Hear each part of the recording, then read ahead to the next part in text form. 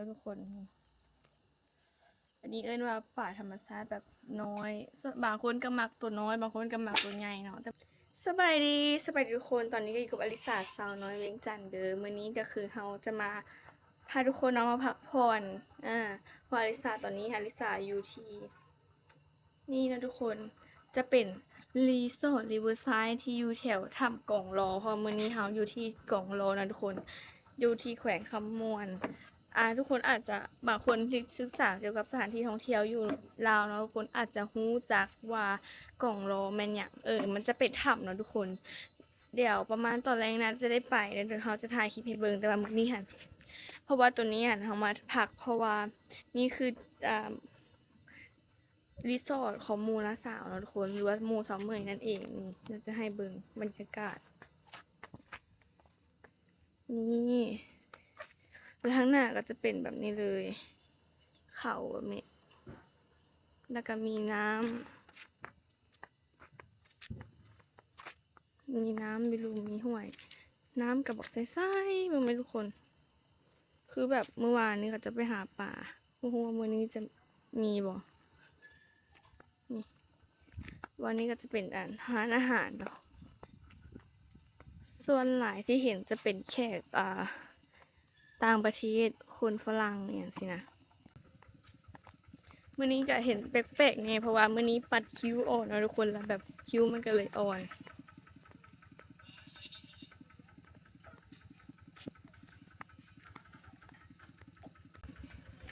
จะเป็นสไตล์แบบนี้เลย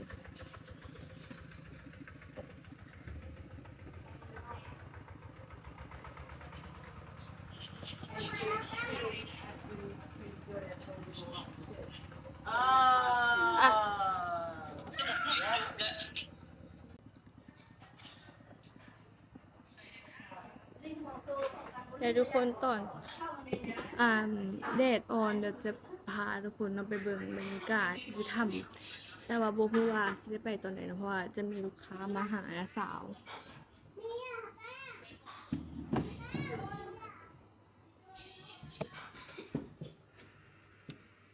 อันนี้คือเฮาหันเราเดินทางตั้งแต่นครหลวงมาแล้วก็มาปักสันแล้วก็ทางแบงพลศรีแล้วก็อันพลศรีแล้วก็ทางแบงรักษาเนาะทุกคนแล้วก็ตอนนี้หันเฮามาฮอดกล่องโลแล้วก็มื้ออื่นหันต่อไปหันจะไปนาหินคือมื้อนี้ก็คือแบบพักผ่อนเลยจ้ามาพักผ่อนบ่อนี้ไอ้สักกับมาเป็นครั้งแรกนะทุกคนยังบ่เคยมาจักเทื่อเลยเป็นครั้งแรกแล้วก็พาครั้งแรกนี่ก็จะแบบมาให้ทุกคนเบิ่งเลยนะทุกคนเพราะว่าเฮาก็มาเห็นพร้อมกันกับทุกคนเลยบรรยากาศดีเลยทุกคนมาลำเฮาแนมเบิ่งมอง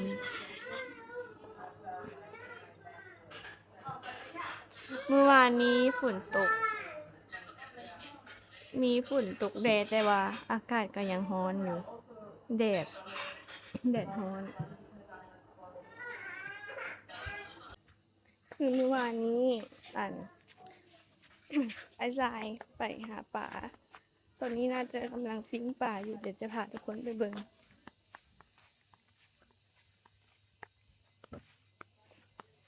ซอกอยู่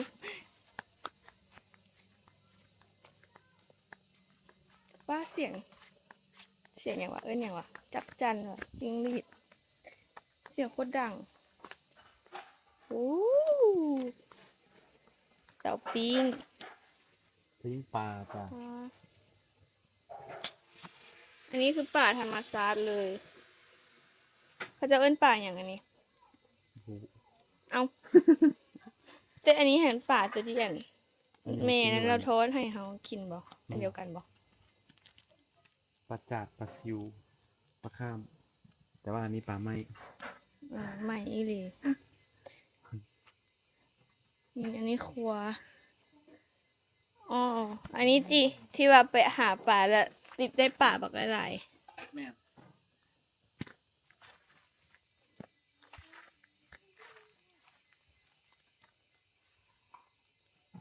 อันนี้ก็ไปหามาเมื่อวานนี้แมนสบอ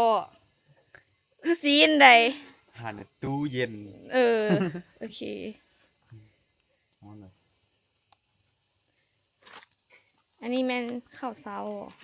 นั่นแล้วจ้ะ เมื่อวานนี้เข้าเจ้าก็ไปหาป่ามา แต่ตัวนี้แม่นอันใส่มองไว้ถึกบ่ หาเองแล้วอันนี้ อันนี้ใส่มองไว้แล้วตื่นเช้ามาแล้วมาเบิ่งมันบ่ แม่น ได้หลายปานใดนี่ฮอดหลายโลบ่หรือว่าซ้ำนี่เลย ซ้ำนี่แหละเบิดแล้วนี่ ถือว่าได้หลายแล้วเนาะได้กะสิไหม้ละไหม้ไปเลยนี่ตอนนี้ก็สุกหมดแล้วทุกคน อันนี้เอิ้นว่าป่าธรรมชาติแบบน้อยส่วนบางคนก็มักตัวน้อย บางคนก็มักตัวใหญ่เนาะแต่ว่าน้าสาวหันมักกินตัวน้อยแบบบ่ฮู้อลิสาหันบ่ฮู้กิน เพราะว่ามันมีก้างหลายและบ่สร้างกิน กินก็คือบ่ได้กินนะแบบมัน ได้สมกลาง เอาบ่ได้แบบมันกินแล้วมันแบบ มันไม่กินได้เดียวมันนะเนื้อมันนะที่เหลือแหละ กิน หา เบิด แต่ซ่อมอันกลางมันอยู่ กินเบิดเลย ม้วนด้วยนี่ก็สึกอันนี้แล้วเฮาถ่าซีนตอนนี้ทุกแล้วแหละ จุกแล้วไป ไปกินข้าวไปเลยนะมาข้างหน้าเลย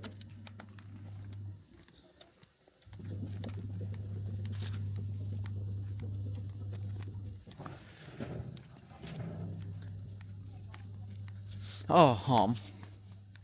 พร้อมยัง หอมปลา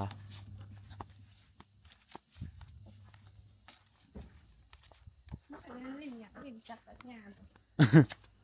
ตัดยากดิ แขกเจ้าน่าจะมากินเองก็จะเจ้าแล้วก็จะออกไปแล้วเนาะ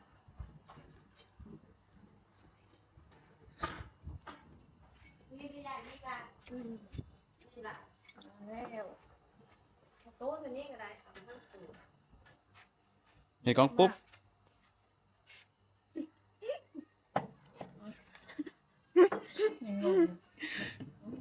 ยังงงอยู่ว่า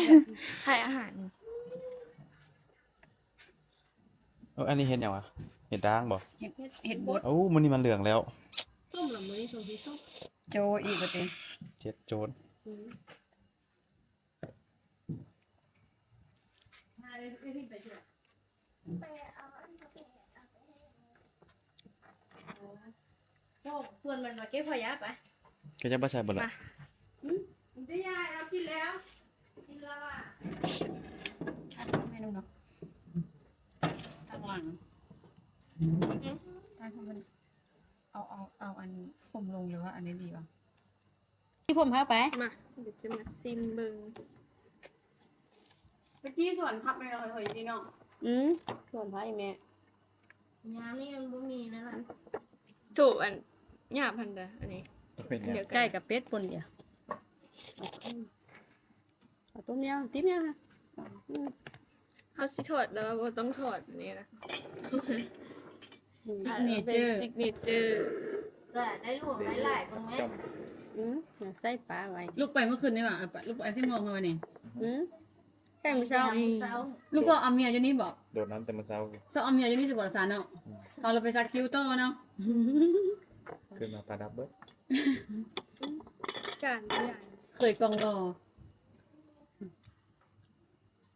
โกงเราเห็นของนี้ที่เจ้าละนะ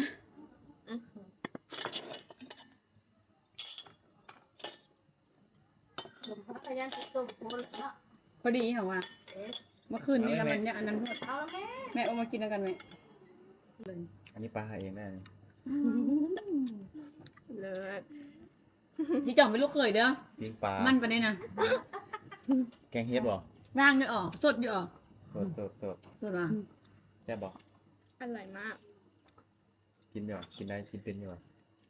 นี่มากินแต่กลางกันเลย ทานดีกว่าพอดีทานดีกว่า เบิ่งเบิ่งก่อน เบิ่งสุดทางมาดิ ผักส้มมาเดี๋ยวโจเข้า ไปเอาวี่มาให้แม่วี่ผมฮะ โจ้ตอนเช้าอ่ะ ไป โจ หา แบบ ไอ้พี่นั่นนะ เสียงขวาง อี กัน ก เลย ได้ อะไรนะ ทานนิ้วคุย นำเครื่องสำอางไม่ห้องไป เอ็ดคลิปมาเลย นะ ไปคลิปโจ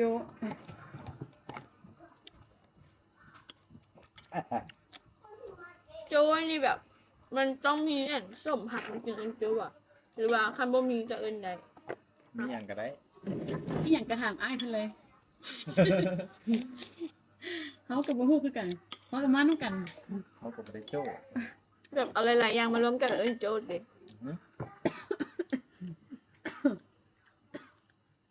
เดี๋ยวแล้วกัน เขาจะกินแบบนี้มาแบบตั้งแต่สมัยปู่ย่าตายายเลยแม่นบ่ อาจจะแม่นเพราะว่าเขาเกิดมากับกินอันนี้แล้ว อืม เป็ดป่นเขาอยู่ใน ตอนอยู่ทางเบงค่ะทักแขกน่ะ เขาก็แข็งมาวันนี้ผักชมในแบบพอดีกำลัง ทักแขก กำลังแซ่บส้มมานะ อืม กำลังเป็นตาแซ่บ วันเสาร์วันนี้นะ นี่ ที่มันสร้าง ก็จะได้เสียงขว้าง อ้าวอันนี้แบบเปียก ต้นหนิดนึง คันบ่เผ็ดแล้วบ่แซ่บ มันแดงๆนิดนึงเลย พอดีแซ่บคักขนาดแม่ผู้กาส้มนี่นะอืม ได้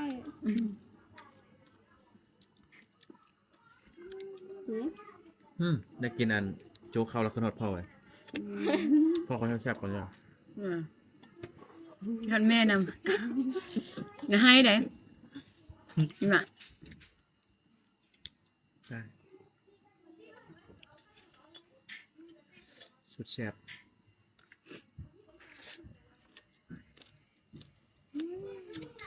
กิน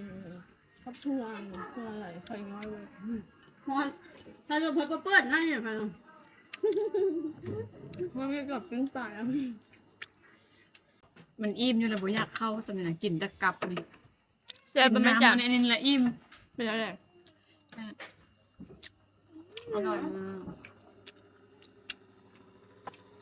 อาหารที่มักที่สุดในนี่มันอย่างปิ้งปลา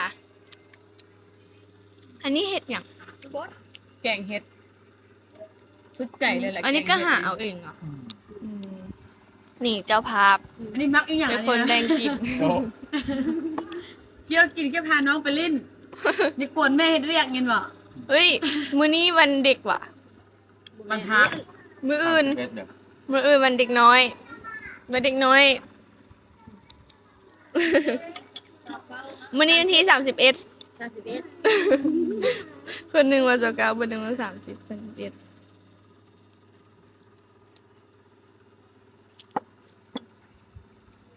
ซิกเนเจอร์อยู่นี่ส่วนใหญ่เขาจะกินมักกินอย่างอยู่ในนี่อยู่ เนี่ย มักสั่งกินอย่างอาหารที่คนมักนะ ปิ้งไก่หับแดก อืม มันมีไก่อบโอ่งเลย พระเจ้ากินได้ป่ะ กินไก่ทาปลาแดกเนาะ บ่ กินไง ลาเป็ด ไม่ชิ้นหมู เอาไปเที่ยวใส่ก้อนให้จุมัน เป็นรักสาว แล้วก็โค้งหางพูดนะ ต้นหน้าไก่ หน้ากายนอนหาลัง พักนิ้ว มีหิมนึงแล้วกลับเลยเดาบนนอน ถ้าฝรั่งหันวะฝรั่ง จุรถตู้ไปเที่ยวใส่ตอง รถตู้น่ะไปรักสาวคนเดียว ไปรักสาวแล้วก็จะละเมือเลยก็มือหานากายพูดเลยข้ามไทยเลย ดนๆเขามาเท่านึงก่อนเลยเขาพาแขกมา พาพ่อแม่เอาจำเนี่ย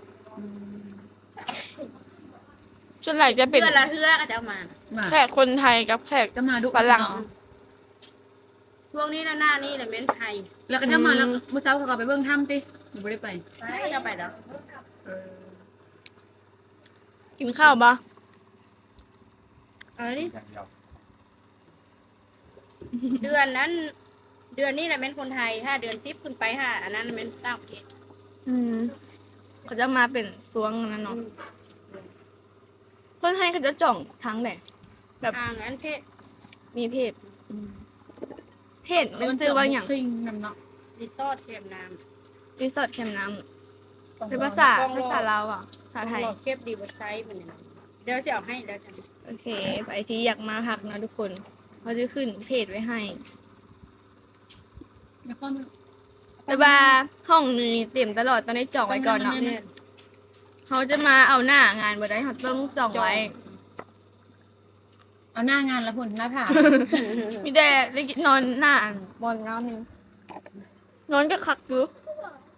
นอนวันเสาร์ ฟินมากหลับดี บอกว่าคันนอนอยูรูมนะนอนบอก นอนได้ ให้เซียวเอาเต้นไปกลางให้ ขนาด น้ำหนาวเนาะ เอาซาดปูนอนเท่ากันยังนอนมาแล้วนะ อันนี้กลิ่นคือบบปากอย่างเลยวะเล่เพลง แบบ แด นี้ กยิง ยามมันแตกหลายแล้วเขานอนเต้นกับนี่แหละ อืม